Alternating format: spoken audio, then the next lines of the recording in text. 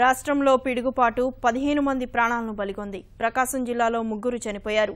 తర్లుపాడు మండలం గానుగపెంటలో అత్తాకోడళ్లు మృతి చెందారు. పొలంలో పనులు చేస్తుండగా పిడుగుపాటుకు గురైన వీరు చనిపోయారు. మార్కాపురం మండలం వేములకోటలో పిడుగుపాటుకు ఒకరు మృతి చెందారు. నెల్లూరు జిల్లాలోనూ 5 మృత్యువాత పడ్డారు. వెంకటాచలం మండలం పూడిపర్తిలో తండ్రి కుమారుడు ప్రాణాలు విడిచారు. శ్రీకాకుళం జిల్లాకు చెందిన వీరు రొయ్యల చెరువుల కాపలాదారుగా పనిచేస్తున్నారు. బోగోలు మండలం కొండబెట్రగుంటలో ఒకరు, వరికుంటపాడు మండలం నార్త్ కొండాయపాలెంలో ఒకరు, కొడవలూరు మండలం పలమంచిలో ఒకరు మృతి చెందారు. గుంటూరు జిల్లాలో 3 మృత్యువాత పడ్డారు. గుంటూరు సమీపంలోని పేరేచెర్ల క్రికెట్ మైదానంలో ఆంధ్ర త్రిపుర మహిళా క్రికెట్ జట్టుకు ప్రమాదం తప్పింది. మైదానంలో పిడుగుపాటుకు చెట్టు దగ్ధమైంది. కృష్ణా జిల్లా గూడూరు మండలం కోకనారాయణపాలెంలో పిడుగుపాటుకు ఓ వ్యక్తి చనిపోయాడు. శ్రీకాకుళం, అనంతపురం జిల్లాలో ఒకరు చొప్పున చనిపోయారు. తిరుపతి పెద్దకాపు వీధిలో భవనంపై పిడుగుపడింది. ఫలితంగా చుట్టుపక్కల ఉన్న ఇళ్లలోని ఎలక్ట్రానిక్ గృహోపకరణాలు దెబ్బతిన్నాయి. పశ్చిమ గోదావరి జిల్లా వెంకటాద్రిగూడెంలో పిడుగుపడి 5 పాడి గేదెలు చనిపోయాయి.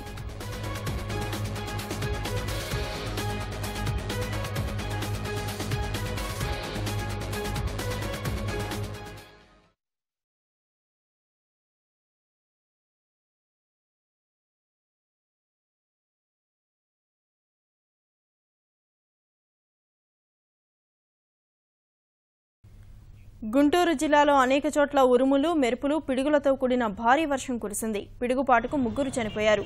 తుళ్లూరు మండలం వడ్లమానులో శివరాంబాబు అనే వ్యక్తి, నరసరావుపేట మండలం దొండపాడులో చిన్నబాయి అనే మహిళ పొలంలో పనులు చేస్తుండగా పిడుగులు పడి మృతి చెందారు. చేబ్రోలులో పిడుగుపడి సమీపంలోనే ఉన్న రైతు భయంతో గుండెపోటుకు గురై చనిపోయారు. పేరేచెర్ల ఏసీఏ క్రికెట్ మైదానంలో ఆంధ్ర త్రిపుర మహిళా జట్ల మధ్య మ్యాచ్ జరుగుతుండగా పిడుగుపడింది. ఎవరికీ ఎలాంటి ప్రమాదం జరగలేదు. సమీపంలోని చెట్టు దగ్ధమైంది.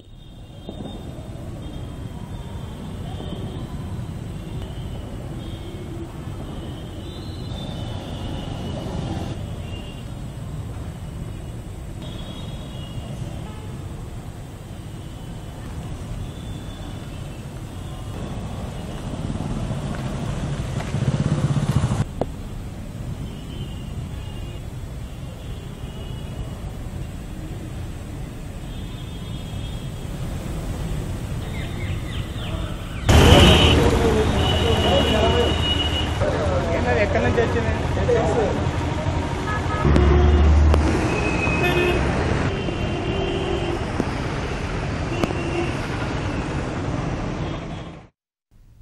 రాష్ట్ర వ్యాప్తంగా అన్ని జిల్లాల్లో భారీ వర్షాలు కురుస్తున్నాయి. విశాఖలో కురిసిన భారీ వర్షానికి వీధులన్నీ జలమయమయ్యాయి.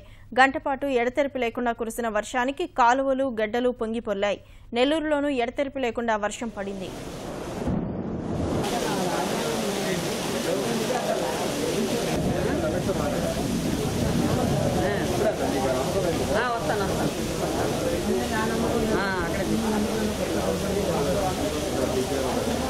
నేను ఫోన్ చేశాను, అన్నాడు కాల్ వెయిటింగ్ వస్తే ఫోన్ చేశాను.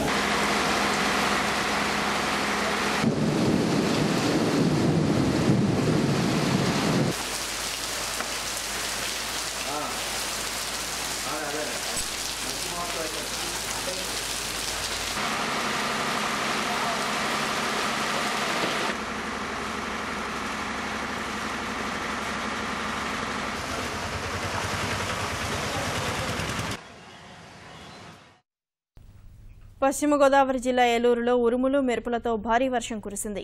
ఉదయం నుంచి మధ్యాహ్నం వరకు వేసవిని తలపించేలా ఎండ కాచినా ఒక్కసారిగా కురిసిన వానకు వాతావరణం చల్లబడింది. దాదాపు గంటన్నర పాటు కురిసిన భారీ వర్షానికి పవర్పేట, ఆర్ఆర్పేట, పడమర వీధి, ఎన్ఆర్పేట ప్రాంతాల్లోని రహదారులు జలమయమయ్యాయి.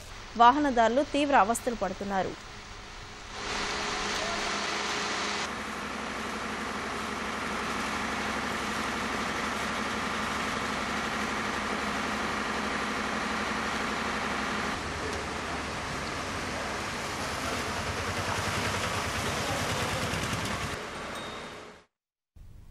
జంట నగరాల్లోని పలు ప్రాంతాల్లో భారీ వర్షం కురిసింది. వర్షపు నీటి కారణంగా పలు చోట్ల రహదారులపైకి నీరు చేరగా లోతట్టు ప్రాంతాలు జలమయమయ్యాయి. ఎల్బీనగర్, వనస్థలిపురం, దిల్సుఖ్ నగర్, అంబర్పేట, షేక్పేట, టోలీచౌకీ, అబిడ్స్, జూబ్లీహిల్స్, బంజారాహిల్స్, సికింద్రాబాద్, కోటి, బేగంపేట తదితర ప్రాంతాల్లో వర్షం కురిసింది.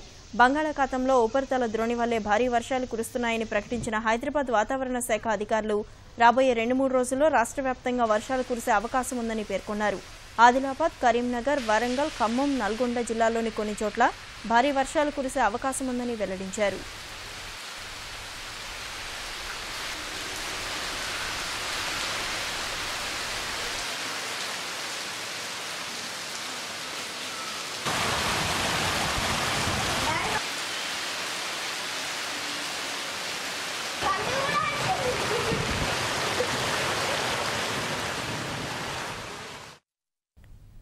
పశ్చిమ గోదావరి జిల్లాలో సిరంజి ఉన్మాది ఆగడాలు ఇంకా ఆగలేదు. ఇరగవరం మండలం కాకుల ఇల్లింద్రుపర్రు గ్రామానికి చెందిన ఓ మహిళ తన 2 పిల్లలతో కలిసి తణుకు పట్టణానికి వచ్చింది. పని ముగించుకుని ఆటోలో తిరిగి వెళ్తుండగా ఎవరో సూదిగుచ్చి పారిపోయారని బాధితురాలు వాపోయింది. ముసుగు వేసుకున్న 2 వ్యక్తులు ద్విచక్ర వాహనంపై వచ్చి ఆటోలో ఉన్న తమ తల్లికి ఇంజెక్షన్ పొడిచి పారిపోయారని బాధితురాలి పిల్లలు పోలీసులకు తెలిపారు. బాధితురాలు తణుకు ఏరియా ఆసుపత్రిలో చికిత్స పొందుతోంది.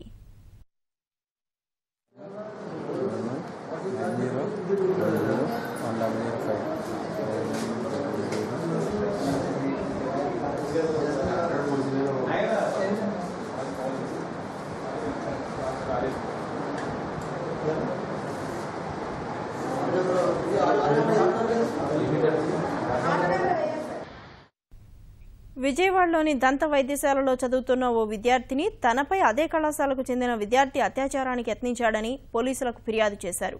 హైదరాబాద్కు చెందిన బాధితురాలు ఆ కళాశాలలో ఆఖరి సంవత్సరం చదువుతున్నారు. సహ విద్యార్థితో కలిసి శ్రీనివాసనగర్ బ్యాంకు కాలనీలో నివాసం ఉంటున్నారు. అర్ధరాత్రి దాటిన తర్వాత కాకినాడకు చెందిన 3వ సంవత్సరం విద్యార్థి శ్రీధర్ తన గదికి వచ్చి అత్యాచారం చేయడానికి ప్రయత్నించాడని బాధితురాలు పోలీసులకు ఫిర్యాదు చేశారు. బాధితురాలు ఉదయమే పటమట పోలీస్ స్టేషన్కు వచ్చి ఫిర్యాదు చేసినట్లు సిఐ దామోదర్ తెలిపారు. ఫైనల్ ఇయర్ చదువుతుంది.